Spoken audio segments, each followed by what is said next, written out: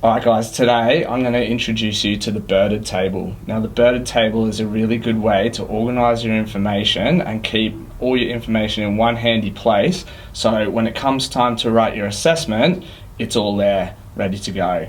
Alright, so let's just introduce all the different concepts here. So B, as you know, stands for barriers. Alright, then we have E for enablers.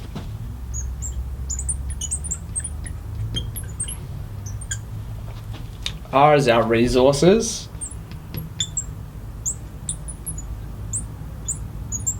And remember, resources are your personal, social and community resources.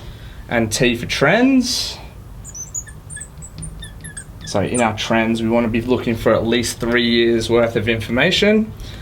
And finally, our determinants.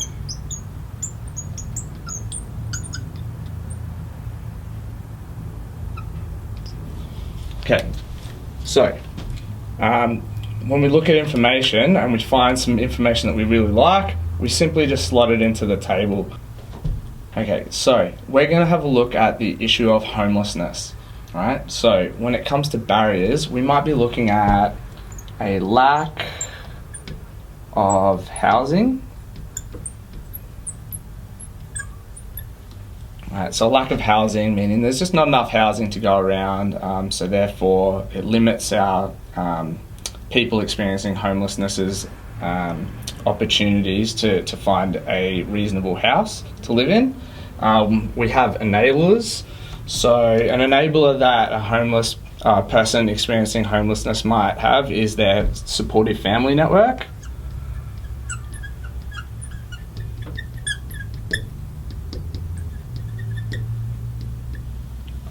Right, now some resources. So we often look at personal resources being things like resilience.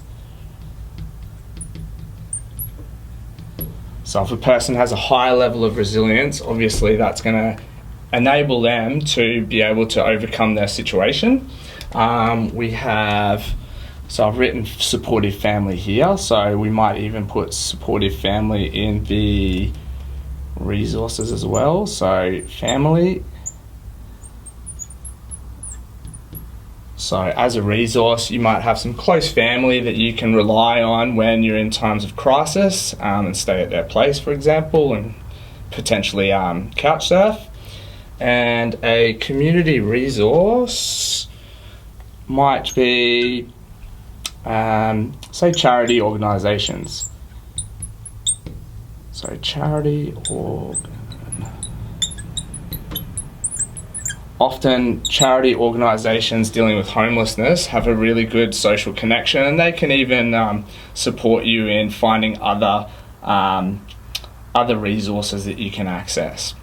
Right, now, you might even find some trends. So remembering again, trends are over 3 years. Now, I don't have one for you here, but you just need to make sure that when you find a trend, you find a trend over 3 different data points. And simply write it down like this. 2029, you found 67% of people were experiencing homelessness. In 2020, it might have increased or decreased, and 2021, similar trend as well. Make sure you're using the terms increase and decrease so that it really highlights the trend that's going on over that time.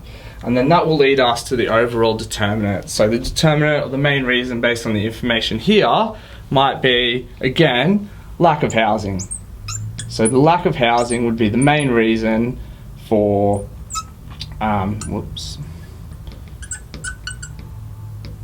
would be the main reason for this health issue. All right. Similarly, if you knew that lack of housing was a key issue, you could even backwards map it to find out that resilience, family and charity organisations are potential resources that could be impacting on lack of housing. And then enablers and barriers can also be determined that way. Right? And that is the BERTD table.